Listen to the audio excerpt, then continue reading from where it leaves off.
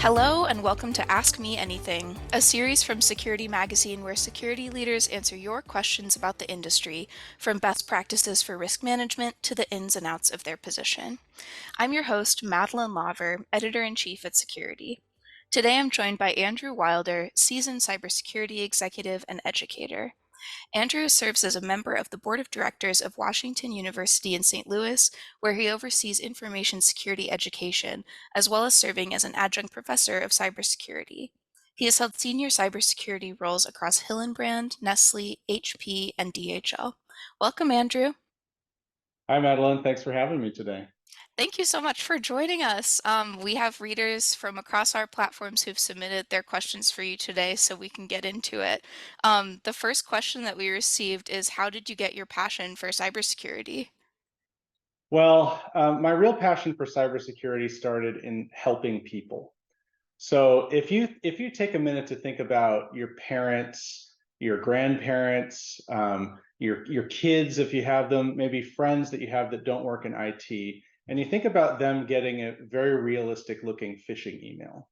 Well, most people who are not cybersecurity savvy or maybe tech savvy, or maybe just don't know enough about it, they might go through and click on some of those things. The reason that phishing is so prevalent today is because it works, right? People keep falling for it. And the people who are doing it are continuing to get better and better. I had a keynote a couple of weeks ago about generative AI. Think about generative AI creating all unique phishing emails for you that get more and more realistic. So it's really that thing about helping people, protecting people, and then using that same mentality to help protect companies. That's a really interesting place to start on that personal level, as well as noting how modern threats like AI have really changed the landscape. We had another reader question asking, how has the cybersecurity threat landscape changed since you entered the field? Well, I'm going to have to go back a lot into history here, Madeline. It's changed a lot. I would say probably the first 10 years or so that I was in the field, it was seen as more of a cost, just a kind of a necessary thing that we needed to do, but it wasn't really hot. It wasn't in the news. People weren't talking about it. Around the 2012 timeframe, we started to see ransomware come into the news, big data breaches, things like WannaCry that shut down many large businesses around the world. There was also a big move to cloud. And so everything started becoming software as a service or infrastructure as a service, or as I say, everything as a service, right? So that opens up the perimeter, and then there is no perimeter. And so you have to protect everything, which becomes difficult. Also, the advent of really powerful and good data privacy laws like GDPR, CCPA, and all over the world, kind of people catching up with those things. Of course, we already talked about phishing and how much better it's getting. Security in IoT devices, so medical devices or factory devices, making sure that those things are secure. And then when we look to the future, things like quantum computing and how that will change encryption. And of course, we already talked about generative AI and how that's going to change the cybersecurity landscape and the threat landscape. So quite a lot, I would say. Yeah, and I appreciate you going through that overview too, because I think a lot has changed since cybersecurity was kind of a like firewall perimeter security situation. And now, like you said, there are no walls and no borders in the cybersecurity world. How has then the cybersecurity industry risen to meet those new threats? Well, one of the best ways that I like to get the pulse of the cybersecurity industry is by working with cyber startups. So, from going to RSA, there's that startup section, and most cyber conferences have a startup area. I like to see what people on the cutting edge, on the front line, what they are doing that's new. And a lot of times, those bigger cybersecurity companies end up bringing those startups in with them because, hey, they've developed something new and exciting. So I think that's one way. I think the other way that the industry has responded is people, right? Thinking about things in a different way than we did before. Think about diversity of thought. We already talked about that there is no perimeter, so that's definitely a new way of thinking. Thinking about data as the new currency, right? And how do we protect data in ways that we hadn't really thought about before? So a lot of different ways, but I think really going in a positive direction in the future. I'm curious too, what are some of those like data protection strategies that are then on the cutting edge that you've seen lately in the industry? So there's a startup company that I work with, and they're looking at data as a commodity that's in your business, and they're looking at ways that without having to know every single document or piece of unstructured data that you have, that a tool that's smart can figure out, hey, this is data that we need to protect. This data is not so important, and it kind of tells you and shows you like here's how to protect the data and make your entire data environment more secure.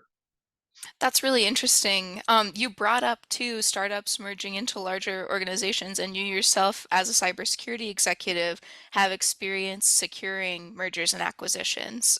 What are some of the cybersecurity best practices for enterprises to implement in these transitional times of M&As?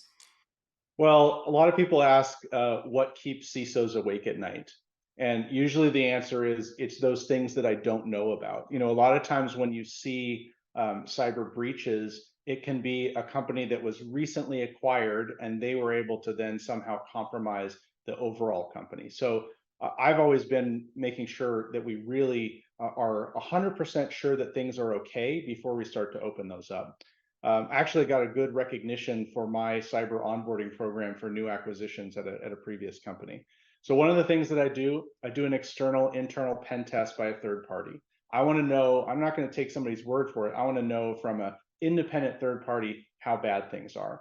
Then starting with a plan to address those things, really looking at the criticals and highs to begin with, deploying my own cybersecurity tools into that environment first before any other kind of connectivity. And then once all of those things are in place, things are starting to be fixed, you have a plan, things are going, then you start to say, okay, now we can start to look at connectivity and how we can integrate with them.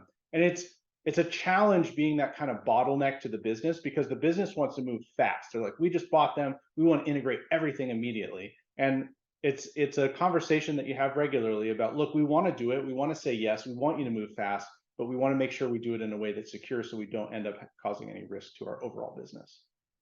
That's a really good point, especially, I mean, as you brought up earlier, cybersecurity traditionally being seen as a cost and then wanting as a function to be a business enabler. A time of like an M&A or a transition is a really difficult time and important time for cybersecurity to be in the business. I wondered too, what kind of third-party risks are traditionally like to look out for in M&As? So one of the things that we want to look at is what have been the history of incidents, right? Is this a company that has had big incidents before? If so, how have they dealt with those and addressed those?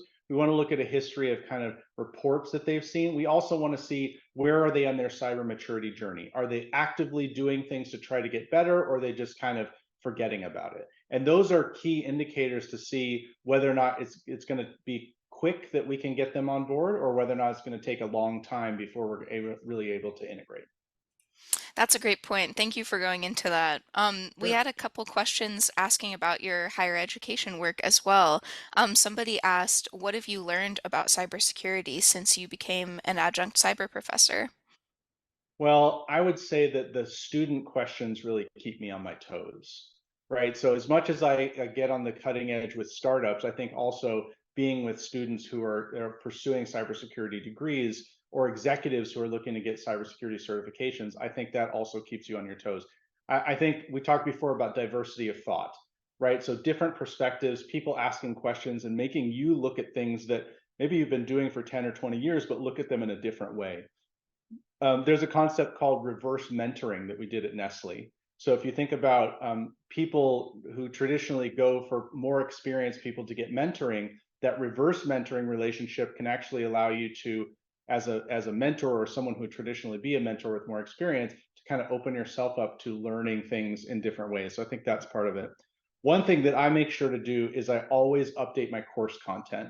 So every time after a course is done, I take the feedback from the students. Of course, the cyber threat landscape is always changing, so we need to keep that up to date too.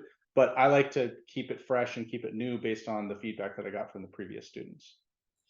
That's really interesting, and it's interesting too how that feedback kind of connects to the reverse mentoring program you were speaking about.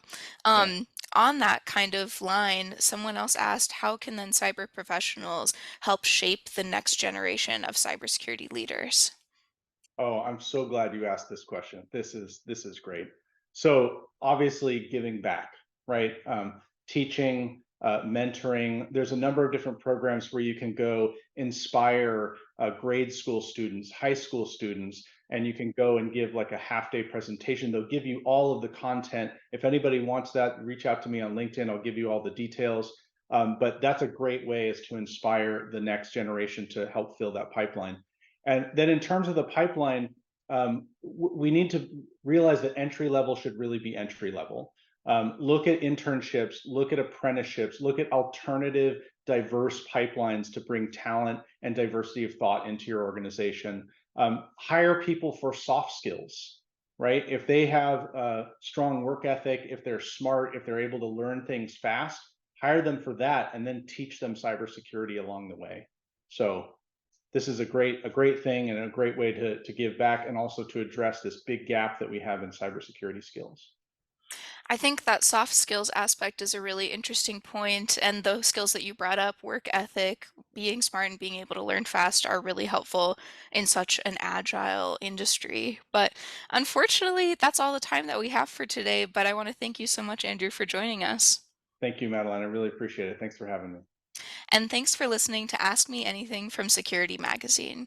Remember to follow us on Facebook, LinkedIn, and Twitter to submit your questions to get answers in a future AMA episode.